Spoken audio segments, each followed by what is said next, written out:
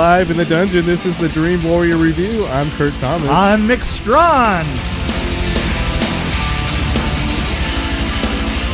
Tao. Oh, Tao, right. Okay, sorry. A woman is held captive by a scientist in a future smart house and hopes to escape by reasoning with the artificial intelligence that controls the house. Yes. Yeah. It sounds like a great idea. It does sound like a great idea. And it started off great, I thought. I thought it started out pretty good. You know, I thought the moving grid was a little bit lame, you know, when the grid that pushes you in the house. Yes. That was pretty lame. But and I had this, I wanted to point this out. How camera friendly the set was. There were things. I think I've seen this set before. A Netflix production. I want to say it was the one with the guy that turned into the creature. They were doing the. Oh. It's one we did, and it's this guy. We did? I don't remember the ones we that did. turns into a creature. Like they're doing some kind of weird. Oh, right. Space. He's getting ready to go to space. Yes. I don't know what that was called. Yeah. But anyway, you know what I'm talking about. Almost looked like the same. But that house. was a house. But this wasn't a house. Well, this the inside looked like the same. Well, so they could have used the set, right? No, it didn't. Because this. Did you notice that there was always something for the camera to move behind? Yeah. I mean, there were 3 dimensions to this set at every point, and it kept your interest with people walking around. I mean, because there were certain weak aspects to this, in that the girl was not that good. I think to carry the whole thing, basically she has to carry this thing alone. It was basically all her. Especially considering that the guy that they got was a terrible bad guy. Yeah. I mean, it was like Clark Kent trying to be a bad guy. Right, it's exactly that, you know. It's and the thing is the set became the other creature, and more obviously the house itself, it was the other character in it with the voice coming down, and they did it perfectly because there was so much stuff to move around. The lighting was different, and it could be changed when it needed to because there was no light source anywhere. Right. I mean, there were a couple of like you didn't even think about it because you know the computer's controlling everything. Right, so. exactly, and that worked really well for it. I loved. I mean, I think that. I don't want to say that I loved the set because I think that I would have liked to seen some more variation in texture, but I think it worked so well for the film because it gave her places to hide. It gave her places to walk across. Well, it also followed her when there was some tension. Right. She was hiding, right, and they could cat and mouse type thing. Yeah, there was and the thing is the way that he would walk in, he could be walking in from so many different places, and you're tracking her movements, and I thought that the set really was.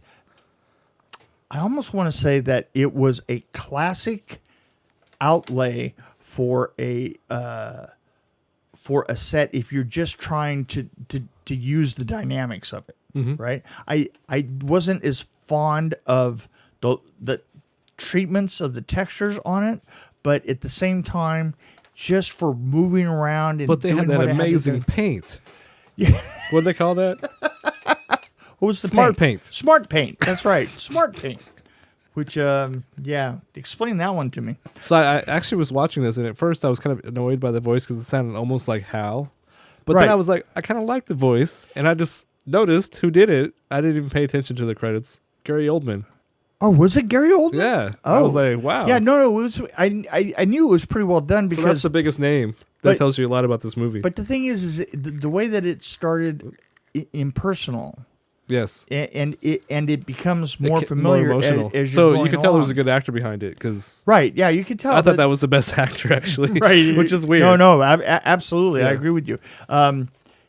Because you know what, he was the only one that was carrying off an arc. Yeah. Oh, absolutely. He totally changed. Yeah. He was carrying off the arc, and if it hadn't been for the lame, every time we look at his point of view of things, the computer's point of view of things, such a lame look.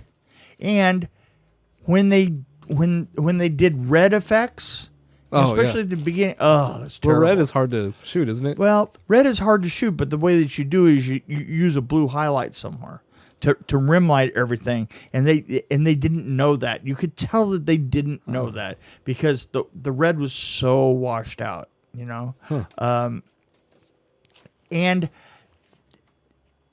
it's interesting because we were just talking about EQ2, right? And part of the thing that that I liked about EQ2 was the professionalism of everything on it could not be faulted anywhere.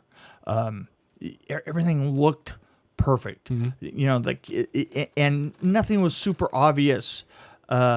It was so well done. You could tell it was done by professionals.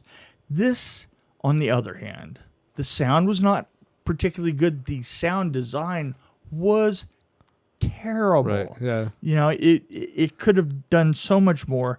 And the first thing I wrote down, interesting concept. I have my doubts about the robot. Right. Yeah, and the robot immediately. Immediately. And the thing is we could have seen a lot less of the robot. There was just too much going on with that thing. Yeah, changed shape a lot too, which is change shape which is a cool idea. It's a cool idea, but it didn't do it well, and it didn't look dimensional when it was out there. No, it kind of it looked like my comic book's attacking me. That's exactly what it looked like. It absolutely looked like a comic book. And the mad scientist to me looked like John Boy of the Waltons. All you would have to do is put that thing on his face. You know, right. that little mark right there, and it would have been John Boy. When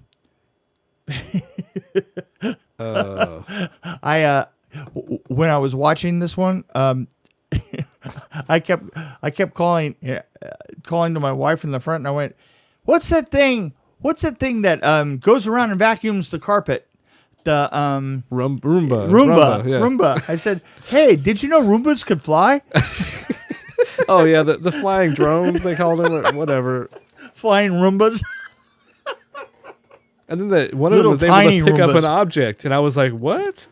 How did that work? Where'd the little hands come from?" Little Roomba hands.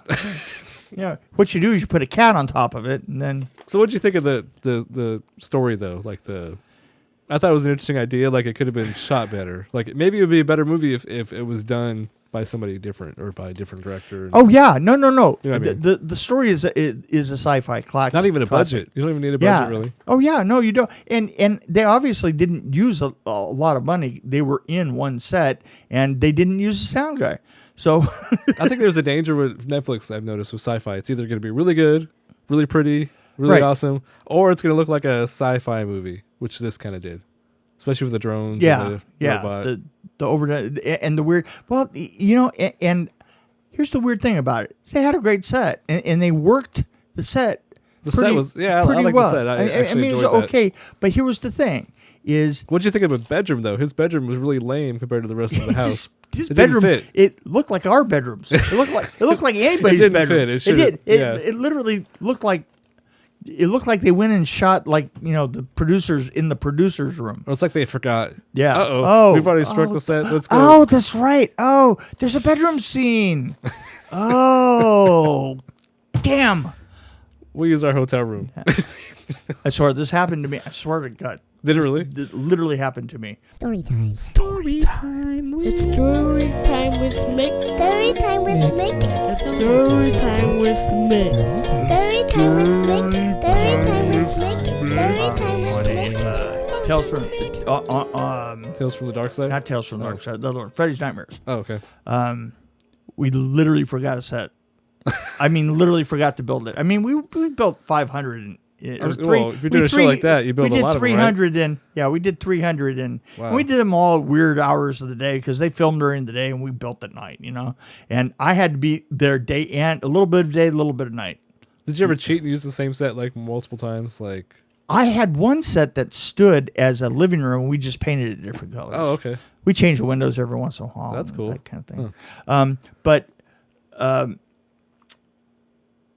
yeah, forgot a set one time. Forgot it was supposed to be a DJ's booth, radio, like morning. Yeah. And I swear, guy comes up in the morning. They would come, first AD would come in the morning and say, "So where have you got the bedroom?" "Oh, bedroom, the living room, same place as always." "Oh yeah, right." Where's the DJ? The DJ booth next to the there's always the sofa room next to the right. Yeah. And I was like, huh? Didn't catch that. And literally it was, we're just so tired. I mean, really, all I can say is that, it does get really weird just doing nights and days. Like I would come in at noon and I would leave at 3 a.m, which just kind of blows your mind out. I mean, after a while you're, and the thing is the crew that you're working with during the day is not the crew that you leave at night. So you're always hanging around in the morning to introduce the new crew in as they're coming. Oh man, it was just like I could never get enough sleep. And we completely forgot this set, and we threw this set together. I mean, literally while they were getting the camera ready for the first shot, we were still throwing up walls. I was like, keep the paint off this sucker because we aren't going to paint. Keep the light off this sucker because we ain't going to paint it. And it looked great because for once it wasn't blasted with light from a coop. Ah. Yeah. You remember I had problems with the lighter on that. You and your coops, shoot them out at night. keep coming up in the morning. Well, I can't understand how half of your bulbs got blown out. Who was talking about that? Was it Jock Haitkin that was talking about that? About lighting on the hidden, was that lighting on? Oh yeah. We were talking about like how to deal with somebody who did coops. Yeah.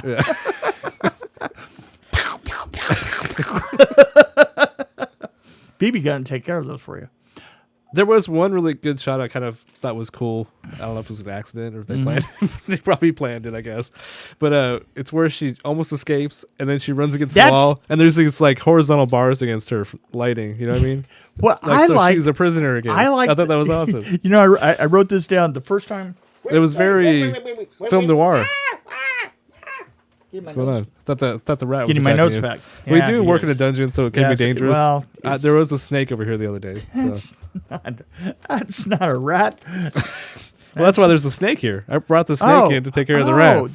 But now I got to figure out what to do with the snake. Well, he's pregnant. No, that's not pregnant. So what I was going to point, what I was going to point out is they did this twice, and the first time was totally unsuccessful. The second time was great. They did the pull, and we've talked about this before. When they pull the person out of the frame. The spooky, horrible thing grabs you from behind and sucks you out when you're laying on the ground like this. Right. And the first time they did it, it was lame because they just kind of pulled her a little bit, and then kind of dragged her around the sofa, and it was like. Yeah. And I literally wrote, "Wow, that was a lame pull," and not 15 minutes later, they do one inside of the tunnel. Yeah, and they pulled her back, and then boom, right down the side. That was a very good pull from somebody who's done a lot of those. You've done a lot of those. Do you know what pull I like? It's in Nightmare on Elm Street. It's with the bag, the bloody bag, and the you don't see what's pulling it. Yeah, but that was a good pull. But yeah, exactly. See, the thing is, there's something about pulls like that. Yes. Yeah. Okay. So I'm not surprised. You're good at pulling it. Yeah. Let's see. I'm not 100% sure that you need to put it like that. Oh, sorry.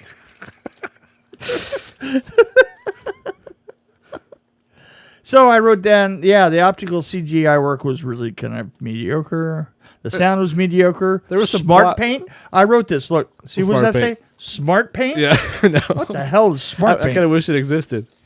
So the story wise, You're really though, weird. there were some parts where he could You're have. really weird. Did you remember when Yeah. she said that? You're She really should have weird. just seduced his ass, because there were a couple times where that would have just gotten her out of there. Probably just blow his mind with some great sex. He passes out. Yeah. You don't think know. she didn't try? She was wearing the red dress. Ugh. I was waiting for a sex scene with the robot. Hold on. I was waiting No, for a wait. sex scene with the house. Like she could roll around naked in the house, going "oh," and then have like the towel go "oh," and like how the digital hands come out. That's a different rating. That's one of the NC-17. I'm thinking of robot Repulsion. sex. Remember Repulsion? Yeah, Repulsion with the hands and all that. Yeah, and So, you see? yeah, exactly. There you go. Anyway, Let's see. Of course, she charms the machine and not the man. I thought that was interesting. Nice cube. By the way, the cube food, a little too far. yeah. Actually, I wrote that down. I was like, "What is up with the What food?"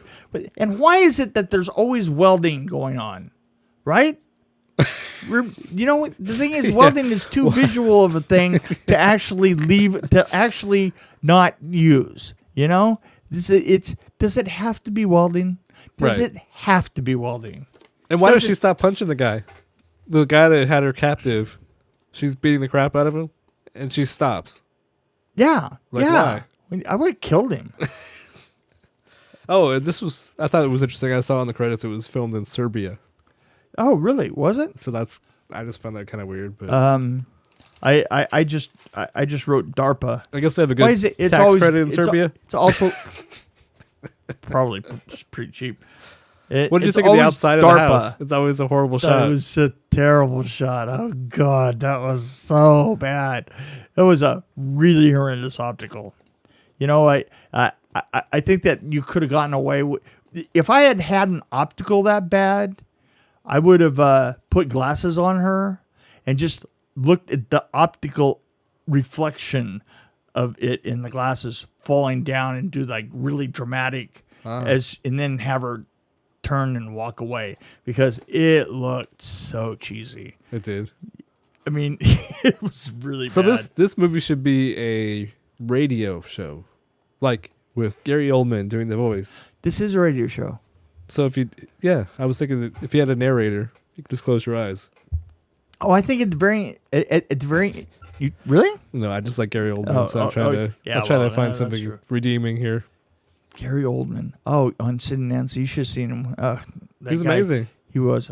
He's completely amazing. Well, Sid and Nancy's a great movie. And very he wasn't like a like what do they call it? He wasn't method. You know, he didn't like get Sid and Nancy. I'm Sid of Sid and Nancy, and I'm gonna stay like this through the whole film, through the making of the film. No, he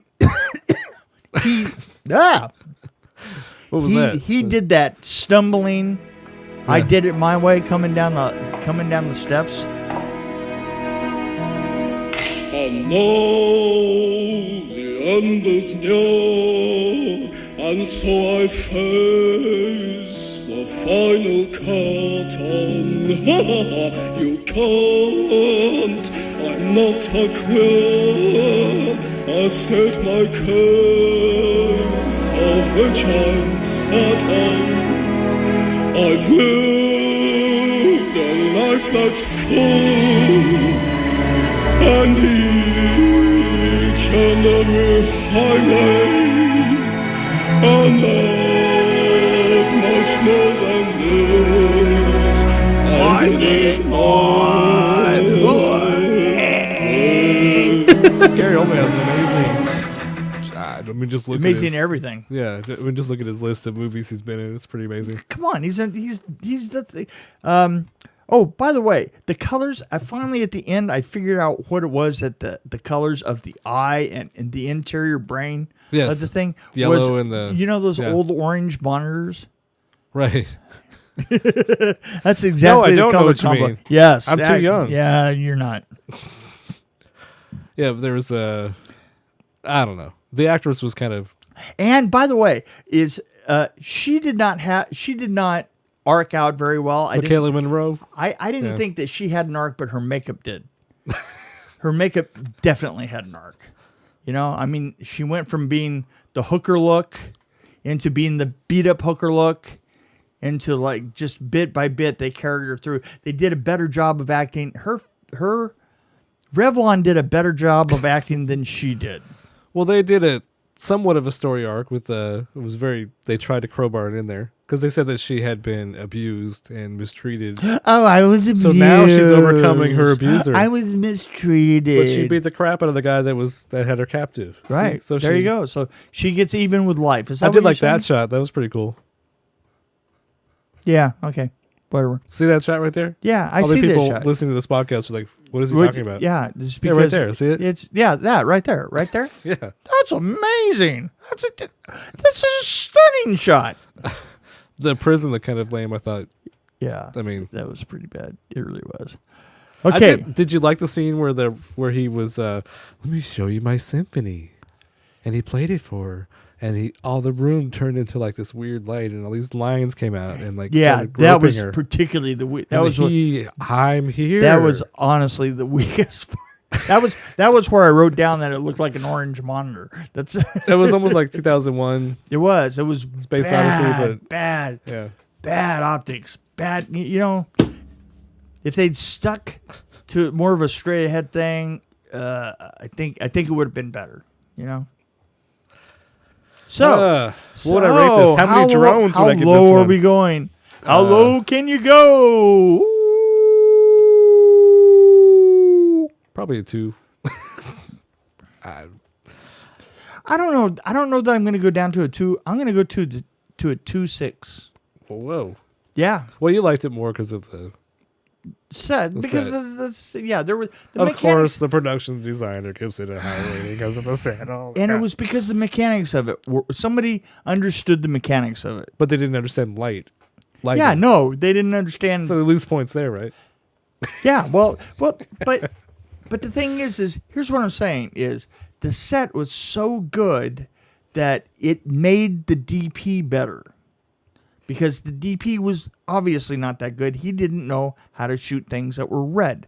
But the thing is the production design was so good. There's no way that you could shoot on that set and not immediately have a dimension to the film that otherwise it would have completely lacked. It's kind of like the Cloverfield paradox. It was like that one The set set was at the really very awesome. beginning of it. Yeah, that's right. But the movie just sucked. yeah, exactly. Exactly. Oh, well. Oh, well, there you go. That wasn't very good. Was that supposed to be Tao talking? No, that wasn't very good, was it? From Saturday Night Live, the snooty film reviewer.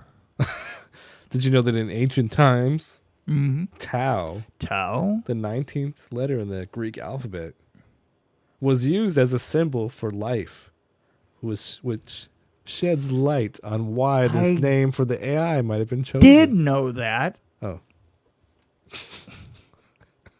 Unless you misspell it, which I noticed that everybody seemed to do in and out and pretty often. Here's a good one. I'm reading the trivia here. So Yeah, okay, I'm not go actually. I bring didn't it. know that thing about the thing. Okay. When the house is collapsing and the second piece of debris falls on Alex, Wilhelm's scream can be heard. The Wilhelm scream is a stock sound effect that a man screaming that has been used in hundreds of movies and television series, beginning in 1951 for the film Distant Drums. Whoa! Isn't that cool? No, I want to know what not movies really. it was in. Really? Because it was a cool scream. Have you ever heard the story about the audience guy, the guy that did the audiences for years? Huh. Oh. Story time. Story time. It's story time with Mick. Story time with Mick. Story time with There was a guy that built a machine, and I knew this guy. I knew of this guy. I knew of his company. What he did is he built a machine that had like little a bunch of pieces of tape of different people laughing, and he put them together into this kind of machine that would run the tapes all at different times. Oh, wow. And you could like fade all these, have these little mics on there, you'd fade it in and out. It was a Rube Goldberg for sure. And this thing was the basis of this company. And this guy did the canned audience soundtrack for all the one machine. Wow. And he did it up through the late 80s when he died and the machine disappeared. And it was found 15 years later. A guy bought a storage unit in North Hollywood, and the machine was in there. Oh. And they got it out, and they figured out how to get it running again. It was still laughing. Yeah, after it all was those years. Antiques Roadshow. Check it out. Wow, that's awesome. Yeah, I mean, actually, it's a great little piece of history that all those soundtracks for everything, virtually everything that you heard was this one stupid machine.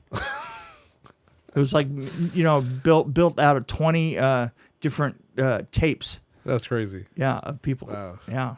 So, Jeez.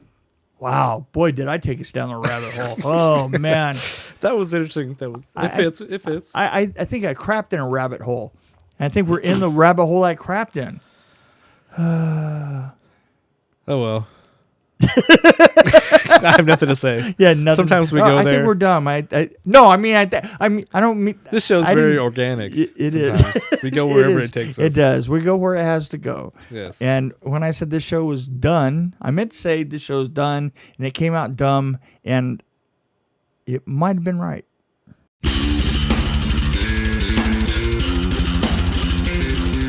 This is Kurt Thomas along with Mick Strawn. Thank you for listening to the Dream Warrior Review. If you have any questions or just have feedback for our show, we welcome them at dreamwarriorreview@gmail.com. Of course, you can find us on Facebook and Twitter as well. As always, please follow us and tell your friends about us too.